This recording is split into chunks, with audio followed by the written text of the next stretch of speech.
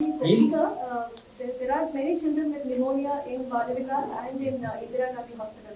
Are we proactively testing those? No. See, let us not create any new. They will be normal processes by the doctors. Whatever test, random ಆಗು ನಾವೇನು ಮಾಡಕ್ಕೆ ಹೋಗೋದಿಲ್ಲ. ವಾಟೆವರ್ normal test doctors ಆಗಲಿ ಇನ್ನೊಬ್ಬರಾಗಲಿ ಅವ್ರು ಮಾಡ್ತಾ ಹೋಗ್ತಾರೆ. ಏನೇ ಈ ಥರ ವಿಶೇಷವಾದಂಥ ಟೆಸ್ಟ್ಗಳನ್ನು ಹೆಚ್ಚು ಮಾಡ್ಕೋಬೇಕು ಅಂದರೆ ಇವತ್ತು ಕೇಂದ್ರ ಸರ್ಕಾರ ತೀರ್ಮಾನ ಮಾಡಿ ನಂತರ ಅವರೇನಾದರೂ ತೀರ್ಮಾನ ತೊಗೊಂಡ್ರೆ ಅದರ ಪ್ರಕಾರ ನಾವು ಮುಂದುವರಿತೀವಿ. ಅವರೇನಾದರೂ ಇದಕ್ಕೋಸ್ಕರನೇ ಹೆಚ್ಚು ಟೆಸ್ಟ್ಗಳು ಮಾಡಿಸಿ ಅಂತ ಏನಾದರೂ ಇನ್ಸ್ಟ್ರಕ್ಷನ್ಸ್ ಕೊಟ್ಟರೆ ಆವಾಗ ನಾವು ಮಾಡೋಣ. ಸದ್ಯಕ್ಕೀಗ ಏನು ರೆಗ್ಯುಲರ್ ಪ್ರೊಸೆಸ್ಸಲ್ಲಿ ಏನೇನು ಟೆಸ್ಟು ಯಾವ ಆಸ್ಪತ್ರೆಯವ್ರು ಮಾಡ್ತಾರೆ ಅದೇ ಮಾಡ್ತಾರೆ ಹೊರತು ಇದನ್ನು ಹೋಗಿ ಹುಡುಕಿ ಇದನ್ನು ಚೆಕ್ ಮಾಡಿ ಇದು ಇದೆಯಾ ಇಲ್ವಾ. ಯಾಕಂದರೆ ಇದು ಇರುವಂಥ ವೈರಸ್, ಇದನ್ನು ಹೊಸ ವೈರಸ್ ಅಲ್ಲ. ಕೋವಿಡ್ ವೈರಸ್ ಬಂದಾಗ ಇಡೋದು ನ್ಯೂ ಸ್ಟ್ರೇನ್, ಇದು ಓಲ್ಡ್ ಸ್ಟ್ರೇನ್, ಹಳೇ ಸ್ಟ್ರೇನ್. ಇದು ಈ ಇರುವಂಥ ವೈರಸ್, ಇದು ಹೊಸ ವೈರಸ್ ಏನಲ್ಲ. Last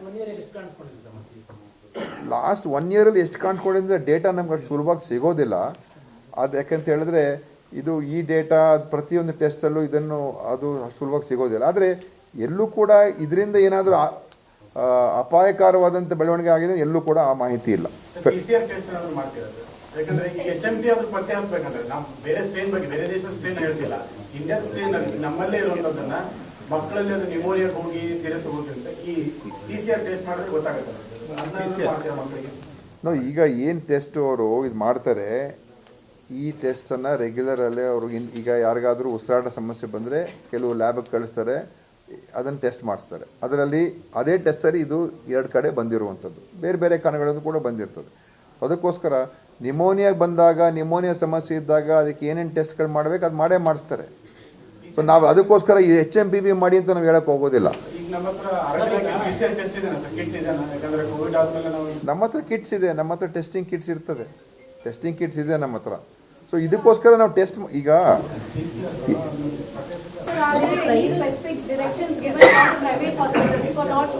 no specific directions will be given as of now, because no such requirement is there as of now.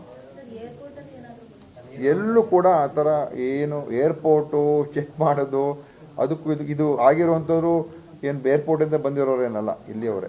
So ಇದೆಲ್ಲ ಕೋವಿಡ್ ಒಂದು ಪ್ರೋಟೋಕಾಲ್ಸ್ ಬರಬೇಕಾದ್ರೆ ಅದು ಕೇಂದ್ರ ಸರ್ಕಾರ ತೀರ್ಮಾನ ಮಾಡಬೇಕಾಗ್ತದೆ. ಆ ಸಿಚುವೇಶನ್ ಬಂದಾಗ ಮಾತ್ರ ಅದು ಮಾಡ್ತಾರೆ ಹೊರತು ಇದೆಲ್ಲ ನಾವು ಇದುವರೆಗೂ ಯಾವುದೇ ಅಸಹಜವಾದಂಥ ಬೆಳವಣಿಗೆಗಳಾಗಿಲ್ಲ. ಅದಕ್ಕೋಸ್ಕರ ನಾವು ಸುಮ್ಮನೆ ಜನರಲ್ಲಿ ಭಯ ಸೃಷ್ಟಿ ಮಾಡುವಂಥ ಅಗತ್ಯ ಇಲ್ಲ. ಈಗಾಗಲೇ ನಾವು ಗೈಡ್ಲೈನ್ಸ್ ಇಶ್ಯೂ ಮಾಡಿದ್ದೀವಲ್ಲ, ಪ್ರೆಸ್ ರಿಲೀಸೇ ಮಾಡಿದ್ದೀವಲ್ಲ, ಡೇಟೆಡ್ 4/1/2025. ಪ್ರೆಸ್ ರಿಲೀಸು ಅಫಿಷಿಯಲ್ ಅಲ್ಲ ಅಂತ ಹೇಳಿದ್ರೆ ಪ್ರೆಸ್ ರಿಲೀಸ್ ಅಂದ್ರೆ ಏನು ಅಫಿಷಿಯಲ್ ತಾನೆ? ರಿಲೀಸ್ ಮಾಡಿಲ್ವಾ?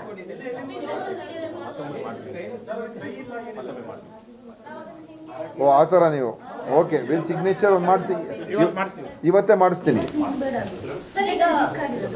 ಇಲ್ಲ ಆದರೂ ಒಂದು ಅಫಿಷಿಯಲ್ ಒಂದು ಪ್ರೆಸ್ ರಿಲೀಸ್ ಹೋಗ್ತದೆ, ಡೂಸ್ ಆ್ಯಂಡ್ ಡೋಂಟ್ಸ್.